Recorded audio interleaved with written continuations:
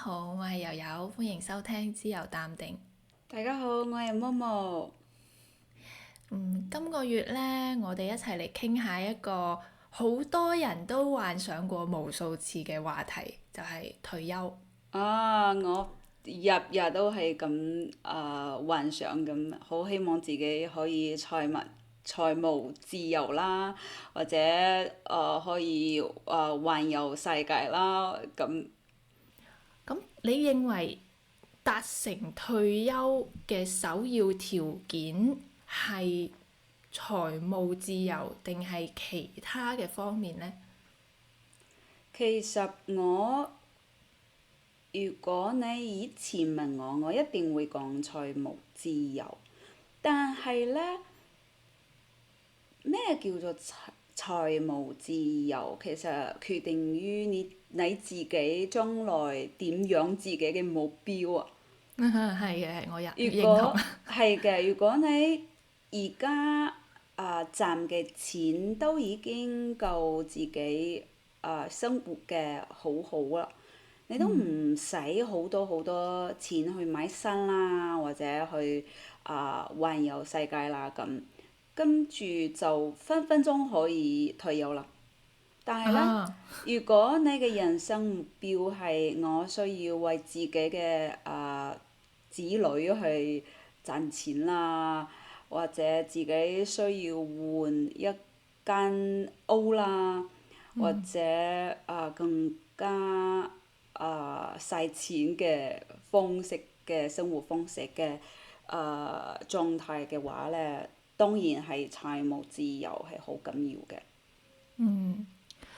我會覺得啱啊，因為其實退休嘅話，面臨嘅一個重要選擇就係我決定唔再做嘢，係唔再去揾錢。揾錢哦，係。又或者咁樣講好似有啲太片面啦。應該我想講，係唔再每一日按照固定時段咁做嘢。如果係咁嘅話，我而家即係退休嘅時間啦、狀態啦，但係其實我而家都係好忙啊，因為而家都做緊電商嘅工作，所以我都覺得甚至於忙過啲牛馬咁。即係每一日好早就出門口跟住翻屋企就需要去接女女啊翻學，唔係，放學。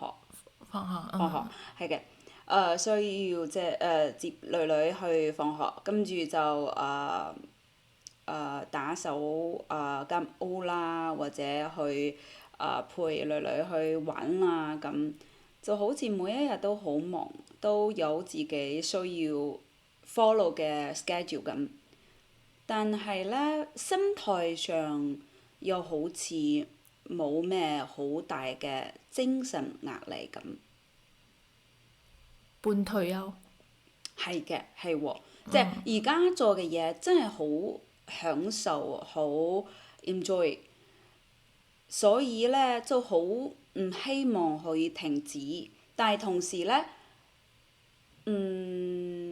呢個狀態其實就係退休嘅狀態，但係另外一部分其實都係揾錢嘅狀態，所以又有總結嘅好好，即係半退休嘅狀態。其實都已經好好啦，半退休嘅話，起碼都已經唔使真係按照一個返工時段固定咁樣去返工，都已經好好啦。係喎，係喎。我覺得退休嘅話，最開心嘅應該就係你成個人精神得到放鬆，就好似 Momo 講咁啦，冇咩精神壓力，你先可以有力量去做嗰啲你退休之後想做嘅嘢。係喎，係喎。如果你好有精神壓力嘅話呢，你就會因為有啲人佢可能到咗真係法定嘅退休年齡，佢唔想退落嚟嘅，因為佢會覺得我可能退咗落嚟之後，我唔滿意自己嘅退休金啦，或者我反而會好忐忑，就係哎呀，我唔可以繼續留喺呢個崗位度啦，咁我可能冇辦法去保證我曾經好豐富嘅呢啲物質條件。係喎係喎，仲有一個我唔知點講，仲有一個我覺得而家心態比較接近退休嘅原因就係我之前係主業係英文老師嗰陣時，其實好享受自己嘅學生有好好嘅結果啦，或者學生好愛戴我啦咁。點講少少嘅虛虛榮心。係嘅虛榮心。跟住之後，我決定唔再做英文老師，或者話唔再當唔再將主業當成英文老師之後呢，我覺得好多人都話我身邊嘅親人啦、朋友啦，都話你一定會好懷念你被大家捧喺手心嗰種感覺嘅，因為好多人其實退休之後決定再度做嘢，係因為自己其實失去點講啊，失去一種成就感。嗯。所以好多人都好擔心、好驚退休之後嗰種孤單嘅感覺。但係我當時我唔知點啊，我當時就話我一定唔會嘅。跟住呢，就真係冇咩好留念嘅部分，即係真係我覺得我而家好享受而家嘅節奏。其實而家賺錢嘅節奏有放慢，但係呢，差唔多上個禮拜我嘅朋友就有話：Momo，如果俾你一個工作好無聊，但係可以賺多10倍嘅錢於現在，你會唔會揀啊？我話我應該唔會揀，因為我係一個好驚無聊嘅人。同埋我再度問我自己，我究竟需要啲錢做咩嚟㗎？其實我而家好滿意自己嘅歐啦，或者消費嘅水平啦，都好滿意。我冇咩譬如話需要買好貴嘅衫啦，或者包包啦，或者珠寶啦，其實都好好，所以我覺得我一定會犧牲自己嘅興趣，呢啲真係好緊要嘅。朋友呢個問題，我覺得好得意啊，因為我覺得無聊呢個概念呢，呢個定義呢，可以好大啊！即係我記得 Momo 講過，你好中意睇書。咁假如朋友唔中意睇書，佢覺得一日到黑都要睇書，好無聊。但係如果呢份工作係叫你一日8個鐘一直睇書，你可能都 OK 嘅喎。真係喎，真係喎！如果你真係好需要錢嘅話呢，我諗你點樣都可以做到你自認為好無聊嘅工作嘅。係，而且因為無聊係相對啊嘛，話唔定佢覺得無聊嘅工作到 Momo 呢度覺得好有趣啊，好有意思。係喎，係喎。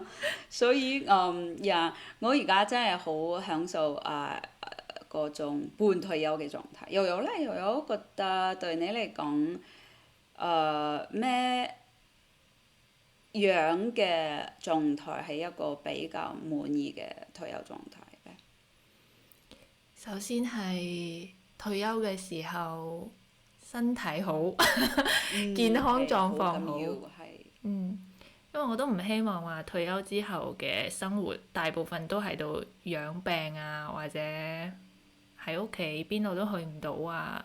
呢個我覺得係最重要嘅。首先你有一個身體好好嘅狀態，其次就係你嘅錢足夠你想要去進行一啲比較遠同埋比較時間長嘅旅行。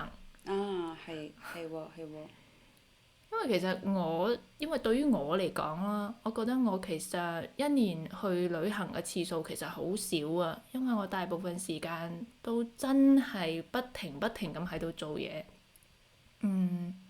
如果有時間可以俾我長時間咁樣休息，亦即係話所謂嘅退休嘅話，我首先應該係喺身體狀態最好嘅時候去睇嗰啲一直都未去睇、未有機會去欣賞嘅風景。係喎。但係唔會一次性去晒嘅，因為我唔會環遊世界，因為我覺得環遊世界係一件好攰嘅事。真係好攰，我四圍有人去，而家開始退休啦，開始環遊世界啦。哇！佢哋真可以做到一年去差唔多，出國差唔多3到4次，跟住過嚟唔同省嘅旅遊就更加多啦。呢個禮拜係雲南。下個禮拜就係新疆。即係真係好佢哋真係好有體力，但係一定都好費錢咁。好嘥錢，跟住好攰。係喎。除非旅居咯，但係我應該唔會咁樣選擇嘅。我都唔會。因為我唔中意搬屋，我唔中意將啲嘢搬嚟搬去，即係。係喎，真係好狼狽咁，係咪？好辛苦，或者可能有個選擇我會做嘅就係揸架房車。係喎，房車其實都係我自己嘅終極理想，但係呢，好似都好攰哦。起碼你喺架車度可以實現就係沖涼、瞓覺、食飯，跟住駕駛，其實都已經 OK 啦，我覺得。係喎。好，咁跟住就可能我多數情況下都會更加多時間留返喺屋企啦，除開旅行嘅時間。不過可能會花更加多時間去研究一啲自己曾經好鍾意嘅嘢，但係因為做嘢所以冇時間嘅。譬如話我可能想再研究書法啦，跟住再重新畫畫啦，跟住可能想學色士風啦，呢啲。我覺得退休應該就係完成好多因為工作忙碌或者係忙於賺錢而冇辦法去達成嘅心願。係喎，我之前有聽講我隔離嗰個朋友講，佢年輕比較後生嗰陣時，佢好中意插花。但係佢都係 YouTube 或者自學嚟㗎。但係佢退休之後就有揾一個班去上，去學習，去學好點講啊，系統嘅插花嘅知識。所以佢就好開心，佢一來佢都認識咗好多相同愛好嘅同學啦，雖然好多同學其實都好後生嘅。跟住呢，佢又好開心自己人到老年都可以繼續學習好多自己之前都唔知，但係都好有興趣嘅嘢，將自己嘅愛好發揚光大緊啦。所以我覺得都好好，所以我覺得如果而家真係好忙，就能零書啦，零講啦。但係如果而家都有時間嘅話，不如而家就揀一個比較中意嘅愛好，開始零散啲開始學，跟住慢慢等退休之後就可以學嘅好新咁啊！講到呢個零散，其實係啊，我哋肯定一日24個鐘啊，係可以拆開啲時間。不過我突然間又諗到，即係退休對於好多人嘅概念當中，其實仲有一個好重要嘅地方就係，假如你係有家庭有小朋友嘅話，應該個小朋友係成年嘅，大個，你唔再需要去操持佢嘅日常嘅時候，你真正意義咁叫做退休，所以你可能先有零散時間去學習。係喎，真係喎！我之前有睇過一個調查，唔知我有冇同友友講過，即係美國差唔多採訪好多好多家庭究竟幾多我唔記得，但係呢，結果好一樣，即係每一對夫妻嘅幸福程度最高其實係結婚之後，但係有 BB 之前。等咩事可以恢復到呢個同樣嘅幸福程度呢？即係小朋友大個之後，即係成年之後，方可以達到呢個相同嘅程度，所以我覺得好漫長。所以係啊，因為我哋討論退休嘅時候呢，好多時候諗到係唔使做啦，但係其實真正最大嘅嗰個事業係喺屋企裏面。係喎，真係喎。我諗而家無論係全職媽媽定係要出去做嘢嘅媽媽，我諗真係想要碾碎呢啲時間，跟住去重塑一個所謂嘅 me time，其實都好難㗎。真係好難，非常難。咁呢個時候應該好多人要羨慕 Momo 啦！太好啦，Momo，我好羨慕你可以半退休，因為 Momo 嘅小朋友好細個，Claire 其實7歲，係咪？係喎係喎，2年級。但係呢，真係每一日都覺得，就算我而家都覺得每一日俾自己嘅時間都唔係好夠嘅。就好似我明明可以同友友上個禮拜去露營嘅，但係推遲到呢個禮拜。跟住我今日同聽日都有同我自己嘅芭蕾老師請假，因為有其他嘅嘢要做。所以都覺得但係我知同大部分人相比嘅話，其實我自己已經好幸福啦。我自己覺得一定唔係所有人希望做到就可以真嘅做到呢種狀態嘅。係啊，所以真係退休都真係唔係一個單方面可以達成嘅嘢，就算你個年紀到咗，就算你個財富到咗，但係你個小朋友未到嗰個階段，好難我覺得。真係好難，真係好難。好似我之前有講我唔會揸車，所以其實上個月我就決定要學點樣揸車，但係呢，真係冇時間。跟住我就話我下個月一定要學揸車，但係而家就差唔多半個月過去啦，但係都冇時間咁啊。所以我覺得，但係有一點好緊要，我覺得心態上面一定唔好當自己係純牛馬。一定心態上多多少少俾自己一啲喘息、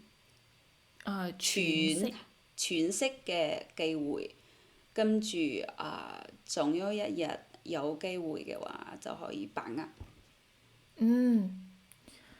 唉，咁 Momo 身邊有冇就係喺國內以退休人士嘅生活係你覺得唔錯，你覺得佢利用得幾好，將自己嘅時間，有冇咁樣嘅退休人士？身邊嘅人啊？老實講，都唔係我非常羨慕嘅狀態，因為始終佢哋譬如話上有老啦，佢自己當然都會去旅遊啦，但係我始終都覺得我而家差唔多話唔定又有10年之後再度問我，我又有唔一樣嘅諗法啦。但係而家我嘅諗法其實即係我退休之後嘅狀態究竟係通過外部補充能量，定係內部我自己內部補充能量。就好似我話我周圍嘅人，我咪好羨慕嘅原因就係佢哋太享受外部提供嘅能量，譬如話子孫滿堂啦，譬如話環遊世界啦，譬如話功成名就啦，差唔多都係好似外部嘅力量。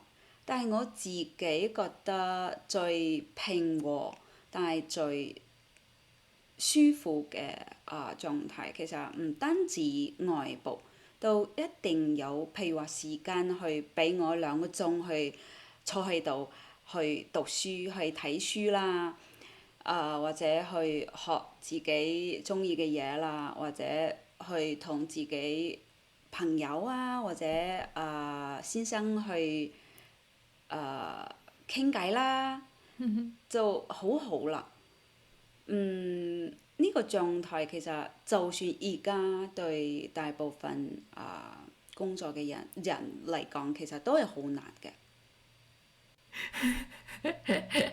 好，Momo 講呢個嘅時候，我個腦呢成日都喺度諗緊關於跳廣場舞呢件事。點解呢？因為你話通過外界嘅一啲方式去獲取能量，或者係外界嘅所謂退休幸福嘅呢種標籤啊，冇錯，你頭先講嗰3個4字詞非常之好，環遊世界、子孫滿堂、功成名就，加上再四個字跳廣場舞。但係我有一個問題又你覺得跳廣場舞究竟係外界補充能量嘅方式，定係內部呢？內部。如果你係想去社交啊，你肯定係外界嘅。係。但係如果你話我就係想強身健體，我唔明白點解要同大家一齊跳。我可以喺屋企自己跳。跳舞自己跳，一定冇一齊跳有點講啊？有氛圍。Momo，你有冇見過唔係跳廣場舞，而係跳交際舞㗎？有啊，都有好多啊，國內啦、美國啦、華人都有好多其實。我覺得跳交際舞呢，應該係99%都係社交性質㗎啩。一定係嘅，同埋都係一定係異性嚟㗎。係啊，即係除非我都見過，好少係即係2個姨姨結合埋一齊跳嘅，有，但係唔多，多數都係一個叔叔加一個姨姨，咁呢，多數呢個叔叔呢都會着得比較緊身一啲啊，係啊，咁啊，我覺得呢種退休我唔係好中意嘅。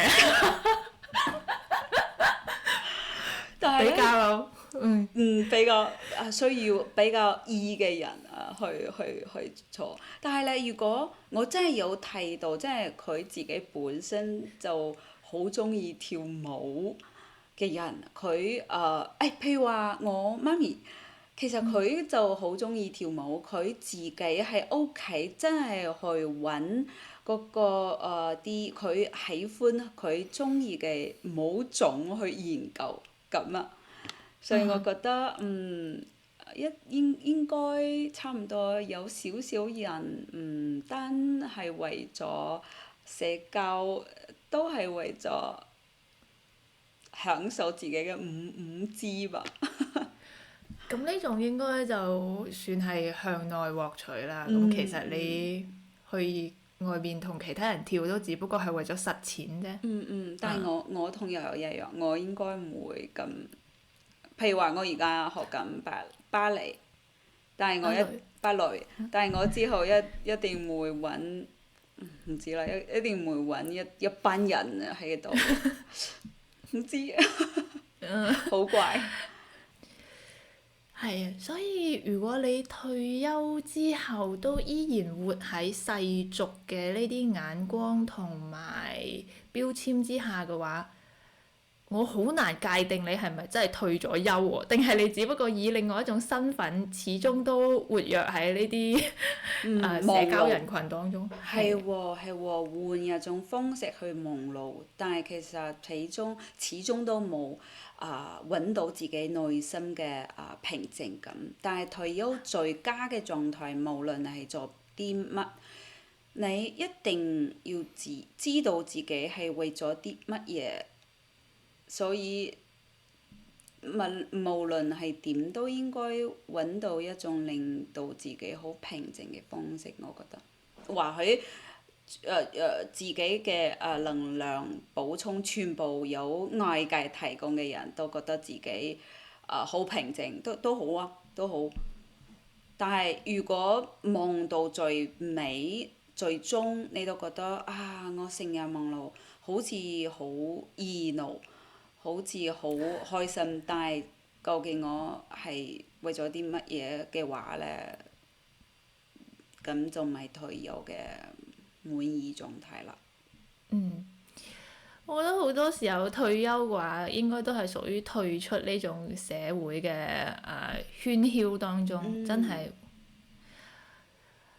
講到呢啲退出喧囂啊，其實呢有一種方式，我覺得好新潮啊！最近就係、最近呢喺小紅書或者其他社媒上面都有啦就係有一啲退休嘅人士，佢哋有可能係一啲曾經嘅專業嘅律師或者係大學老師佢哋喺上面開設咗自己嘅帳號，然後分享自己曾經非常之擅長嘅領域內嘅內容。可能睇起身會覺得係一種就係向外去攝取能量嘅方式，但係其實將自己畢生所學，再次通過更大嘅平台去傳授俾大家，我覺得應該都屬於係向內去尋求自己嘅穩定同力量啩。又有覺得呢？我覺得一定一半一半。對觀眾嚟講，我覺得真係好好嘅嘢嘅。因為我哋其實而家自媒體好發達，所以其實我哋真係需要身邊好有才華嘅人，可以知無不點講嗰個詞言無不談言無不實。係嘅，如果都可以無私嘅分享俾我哋，真係好好嘅。但係對佢哋本身嚟講，如果佢當作係自己工作嘅延續嘅話呢，或許你係為咗自己掩蓋自己退休之後、停止工作之後嘅孤單狀態。當然呢個狀態都冇咩好需要批評嘅。或許另外一啲人，或許佢唔會非常在乎自己有幾多粉絲啦，有幾多viewer 啦，自己最想就係將自己所知去分享出去，咁就更好啦。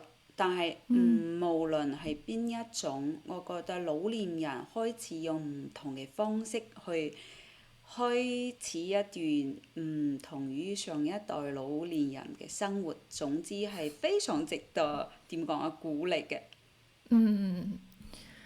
我關注咗3個咁樣嘅退休老人家嘅帳號，呢3個風格都好唔同㗎，而且呢，其中有2個係專業人士，咁佢哋就呈現咗2個唔同嘅方面，啱好正中Momo頭先所講嘅。其中一個係大學老師，佢喺呢個社媒上面依然分享嘅都係自己曾經大學所教授課程嘅研究。但係另外一個呢，佢曾經係一個律師，佢好神奇嘅喎，佢唔係分享啲法律知識嘅，佢係分享如何去考取關於國際漢語教師嘅呢個證。係因為佢自己好中意。應該好中意英文，跟住好中意通過英文去向世界傳授關於中國嘅一啲文化啩。真係好好，真係好好。啱好即係唔一樣嘅2種。係，前者確實有啲似延續自己嘅職業生涯，真係。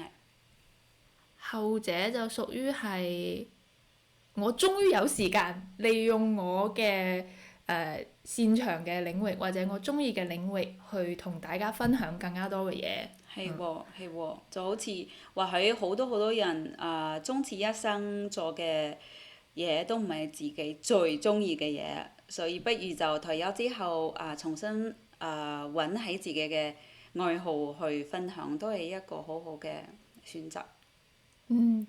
不過呢，第三個嘅話呢，就更加日常神奇啦，係日常係啦，而且粉絲量亦都係最大嘅，就係佢係拍 vlog 嘅一個婆婆，係啦。真係好得意。但係咧咁樣講嘅話咧，我哋就會留意到呢三個帳號嘅一啲唔同嘅對比啦，你就會發覺大家網友們始終都係最中意啲日常嘅 vlog，所以佢嘅流量最好。但係前兩個學者嘅話咧，佢哋嘅流量明顯就好麻麻啦，其實。係喎係喎，因為始終大家睇自媒體都好啦，社交媒體都好，好似都係為咗啲放鬆嘅目的，所以好似太過於專業嘅嘢，好似始終都比較少眾咁。所以我諗，所以如果在我自己，如果係我已經退休，跟住決定咗自媒體去分享啲好專業嘅嘢嘅話咧，或許我就唔再去期望有太多嘅粉絲啦，或者太好嘅分享，不如否則就陷入另外一種虛無。其實我覺得呢兩個老人家佢哋可能的而且確都唔在乎就係嗰啲粉絲量，因為佢哋真係咁多個貼文同影片啊，最多點讚嘅始終都係佢哋啱啱進入小紅書嘅時候，大家睇到哎呀好啊好啊，但係專業人士老人家係啦，但係後嚟呢，嗰啲點讚就會變成個位數啦。不過係啊，都幾好啊！佢哋都依然堅持喺度更新㗎喎。真係好好。我諗好似反而老人家一旦下定決心係做嘢，一定長勝長過於後生嘅人，又有覺得呢？普遍係啊，普遍應該係。係喎，所以我覺得幾好啊。唉，真係，我覺得如果到咗老啦，仲可以有呢啲精力，其實去學習自媒體都唔係一件就係聽起身非常之輕鬆嘅嘢嚟嘅。佢哋願意去接納更多嘅新事物，同時利用新事物去傳達自己嘅畢生所學等等呢啲。我有一個問題，又有我爹哋嘅爹哋，我叫做公公。係啊，公公。公公，我突然之唔係，sorry，爹哋嘅爹哋啊。係喎。爺爺。OK，我突然之間諗起，又有知唔知我人生當中第一個學生係邊個啊？咁你咁講就係爺爺。聰明。點解呢？佢真係可以話。其實我覺得我兩個都屬於互相成就，因為佢有一日突然之間就話俾我知，我好希望可以同你或者其他嘅孫去發短信，因為嗰陣時都冇Apple phone，冇 smartphone 咁，即係三星啦或者Nokia 啦咁。佢一啲都唔知點用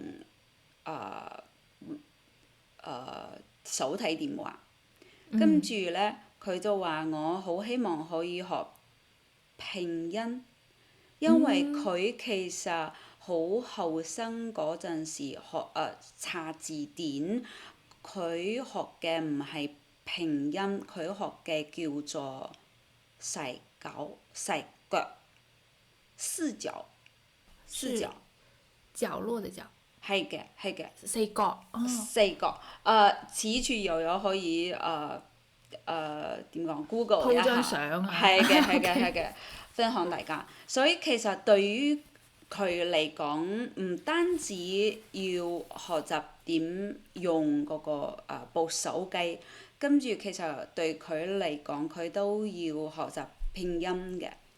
所以其實真係好難，但係我每一日都教佢啦，跟住寫筆記俾佢啦，都會畫嗰個 button 嘅符號喺紙上，跟住佢就每一日不斷喺度練習，佢每一日爭取翻2個字俾我啦，或者其他嘅屋企人啦，咁。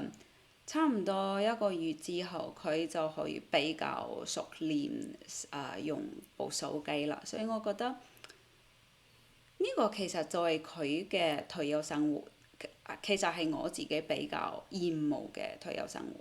其實退休之後，我爺爺冇去過太遠嘅地方去旅遊，其實都係周邊遊嘅，因為佢好早就有糖尿病啦。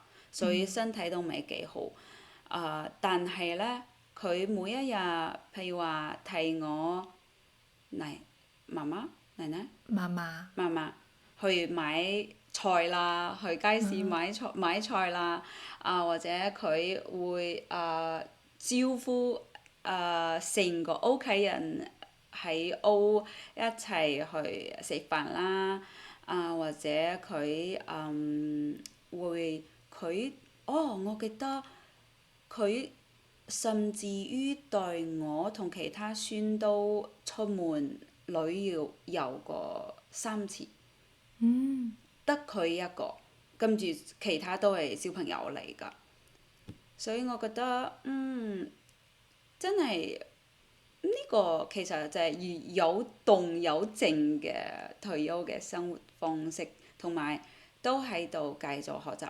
佢每一日聽新聞啦，佢好中意聽鄧麗君嘅歌啦，跟住佢好中意有音樂、有新聞、有學習，同埋都湊大自己嘅孫，都唔係湊大啦，都係同自己嘅孫玩啦。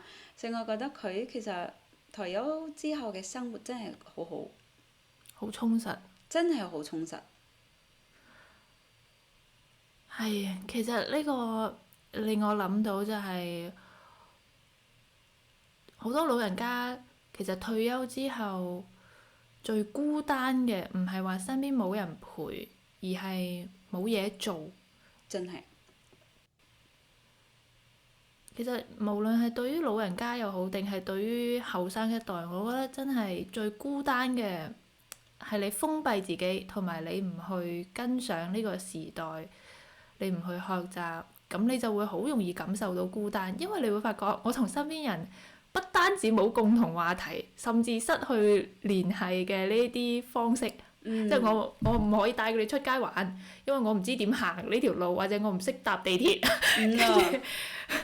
或者我甚至掛住佢哋，都冇辦法去聯繫佢哋，因為而家唔興打電話，興發微信，但係我唔識打字，我唔識 typing，我唔知點算，咁就好孤單啦。真係好孤單。其實呢種老人家其實都唔再少數嘅，係咪啊？有冇覺得咧？多數好多。真係，所以如果自我封閉嘅話咧，其實用我自己嘅唔係好好聽嘅方式去形容嘅話，即係慢慢開始自我進入生命嘅倒計時。其實我媽咪如果就算佢而家算老年人，佢其實都係好後生嘅老年人，所以佢每一次講我而家歲數好大啦，我都唔係好開心。我都話俾佢知，你知唔知啊？同你一樣年歲嘅美國人，佢而家搽好紅嘅唇膏啦，佢嗰個點講？gel 甲啦。係啊，即係都係大紅色嘅，着好亮好亮嘅裙啦，即係同埋同自己好姊妹老姊妹去學飲學歷啦，即係你必須要話俾自己，我而家唔係老咗啦，我而家係擁有更加多嘅時間同自由啦。你方可以享受未來唔一樣嘅人生，因為我始終覺得人一生可以分為好多階段，每一個階段其實你都應該有所期待。就算老年係人生當中嘅最後一個階段，你都應該有新嘅期待，而唔係即係 OK，我而家。話唔定我自己嘅爸爸媽媽都已經去世啦，跟住下一個就係我啦，我需要賺錢啦，我需要睇住我自己嘅身體就得啦，孤獨邊個唔孤獨啦？孤單就孤單，就冇咩所謂啦，總之將來好短嘅時間之內我一定會死嘅。跟住我就覺得人生其實係呢一下就已經結束啦。呢啲唔叫退休喎，叫退化。哦，真係真係真係退化。你開始退化啦，你開始失去社會屬性嘅同時，亦都失去咗人類嘅一啲基本嘅活動啦。又有唔知小紅書有冇推介你一個好神奇嘅帳號？佢叫做我都唔叫佢嘅名啦。佢係一個北京嫁到北京嘅女仔。佢自己因為之前做生意有賣過 camera。跟住咧，佢之後而家雖然冇嗰個生意，但係佢自己每一間屋都有嗰個 camera，所以佢就影咗佢奶奶，即係佢老公嘅媽咪嘅每一日嘅奇葩行為俾大家睇。我都知好有爭議啦。首先負面嘅最大嘅爭議就係你咁樣 po 出老人家嘅行為，其實都唔係法律同道德嘅邊緣，都未幾好。但係另外一方面，大部分都支持佢係因為佢嘅奶奶真係好作嘅一個人。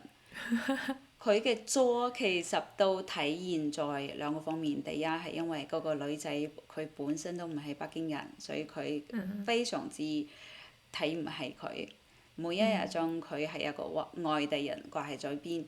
第二個其實更緊要、更攞命嘅，即係佢其實自己冇老公啦，所以佢就好似一個寄居蟹一樣，每一日同自己嘅兒子點講啊？突然之間唔知點講。新抱同個仔。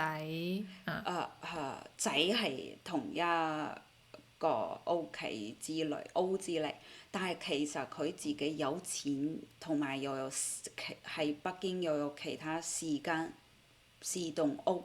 四層樓。4層樓係嘅，所以其實佢每一日喺度作，其實原因就係佢好孤單，同埋佢知道自己嘅仔一定唔會將佢拋棄。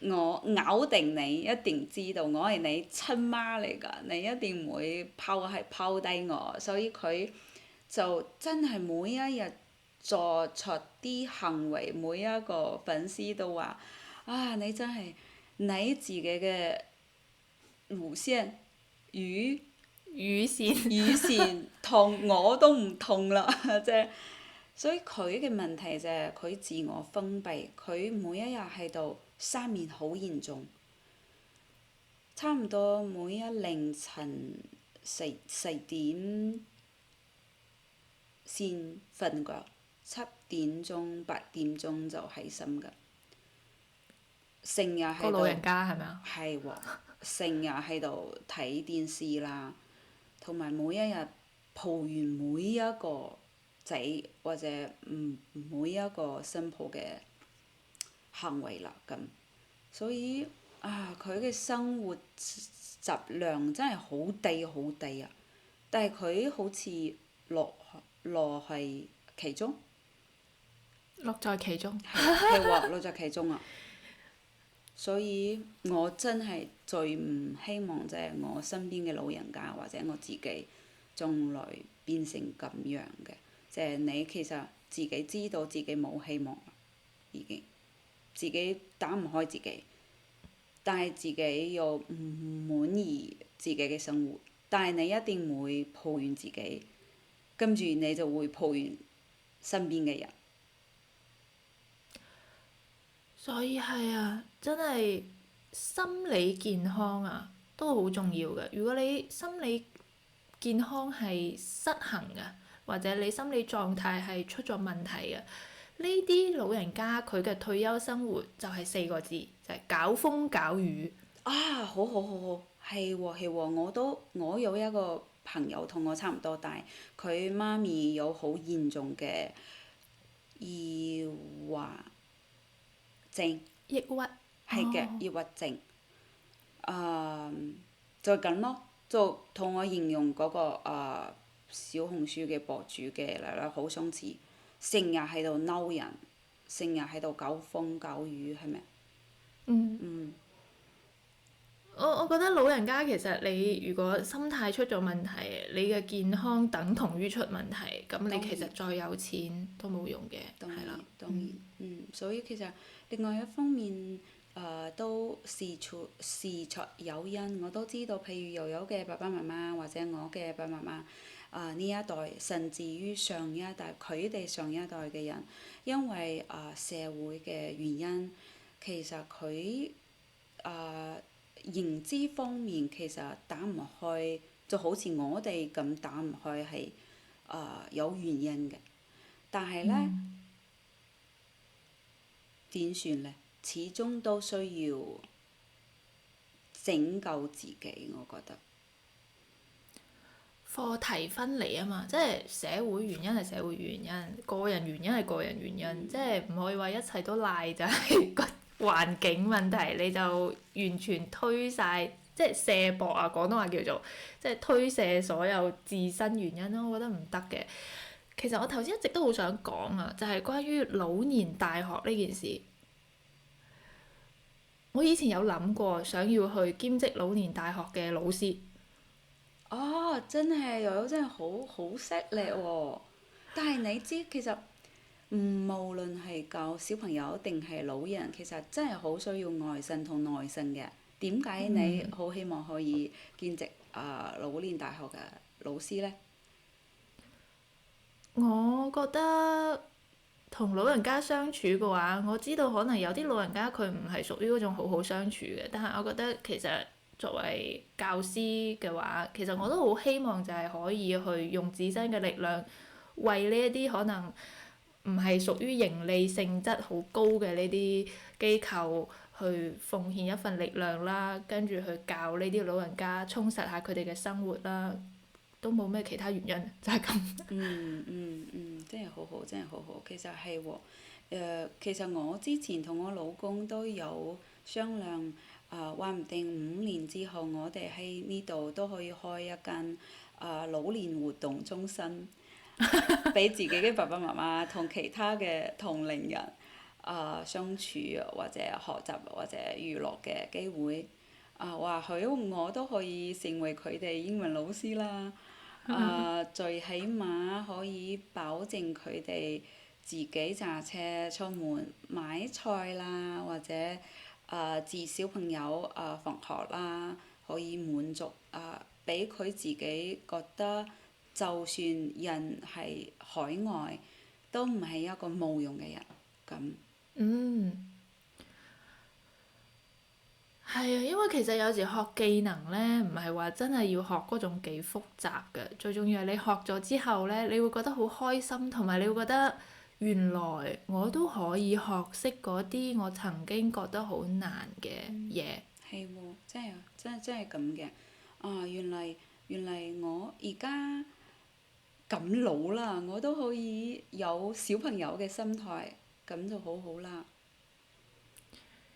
因為其實媽媽一開始講到話，即係好多人佢退休之後咧，仲想繼續延續自己嘅職業生涯嘅時候，我當時都諗到就係可能有一部分人佢哋唔想失去嗰種被需要嘅感覺。係，好好啊，即係好人真係好需要被需要，係喎。我覺得老年大學嘅話咧，好似 Momo 頭先我講咁，老年活動中心嗰啲老人家佢哋哪怕就算只係學咗好簡單嘅英文，但係佢哋可以幫到自己嘅仔女分擔少少生活上面嘅困擾，就已經好滿足啦。其實係喎，或者至少幫自己啊。譬如話，因為基本每一個社區之內都有一個唔係好大，但係都一定夠用嘅圖書館。如果佢哋可以講basic 嘅英文嘅話，其實佢自己都可以去到睇書啦，或者去同因為圖書館都有少少嘅文化活動，佢都可以參加嘅。或者譬如話我嘅嗰個圖書館，其實都每一年都有好多次組織華人去上一堂韓文課。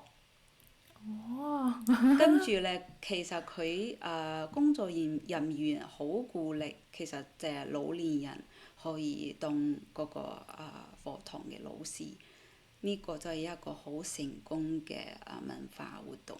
但係其實大部分時間老年華人其實都邁唔出去呢一步嘅，其實。有語言方面嘅障礙。有語言方面嘅障礙，呢個係最大嘅障礙。但係就算可以講，可以講基礎嘅英文嘅老年人，其實都覺得好怕醜啦，或者或者好驚自己講唔好啦，就唔會去做。但係其實邊個在意啦？大家一定會為你鼓掌嘅，其實。唉，真係老年生活其實真係可以好豐富，亦都可以好健康㗎。真係嘅，真係嘅。我都好希望就係等到我哋退休嘅時候，就係我哋自己都有好輕鬆嘅呢種心態去迎接當時可能比而家更加新嘅科技同埋更加新嘅潮流，係。真係嘅，真係嘅。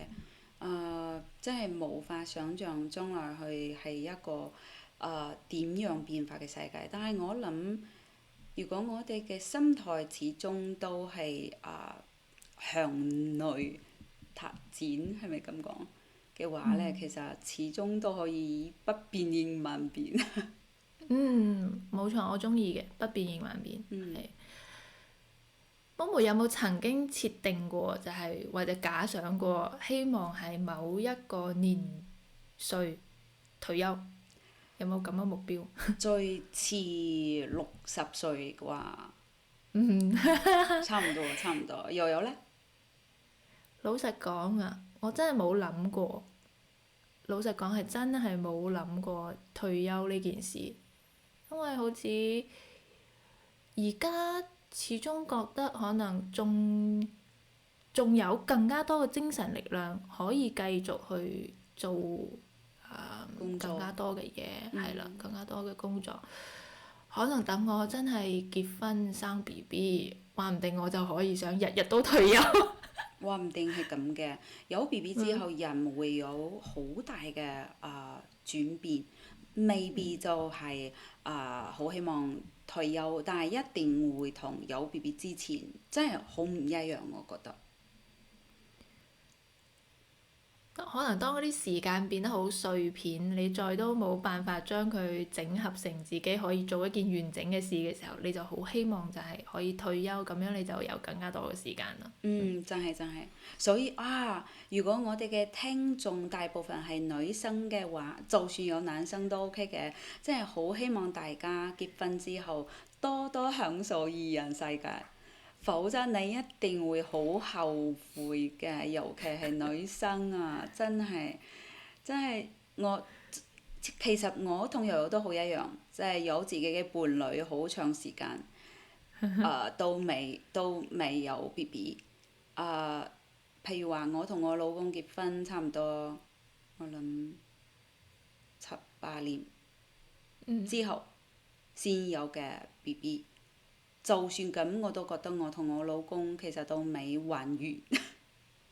啊，未玩夠。係嘅，都覺得啊，哎呀！如果可以再好後悔啊！如果當初可以再玩多啲玩多啲方式多啲地方就好啦。所以我覺得結婚唔係好重要，但係要 BB 係一件好重要、好緊要嘅決定嘅。有咗 BB 之後呢，各位嘅退休生涯係必定延長㗎，因為你要好耐好耐先可以等到退休，因為你個細路要大個。係喎，真係。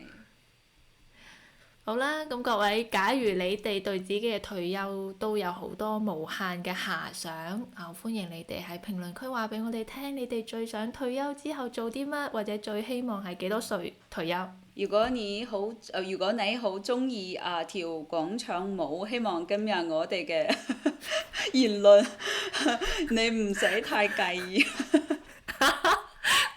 O.K. 啊，其實每個人即係中意嘅活動都係冇所謂嘅，我哋只不過係講笑啫。即係法國人都係好中意跳廣場舞，只不過係芭蕾廣場舞。係啊。係好。係喎。咁都係歡迎大家更加多咁同我哋交流啦。咁2025年接近尾聲啦，希望大家新一年有更加多美好嘅願望可以實現。到最尾，就算我哋而家尚未退休，都希望大家有一個完美嘅退休心態，可以善待自己啦。係。咁多位，我哋下期再見啦，拜拜啦。拜拜。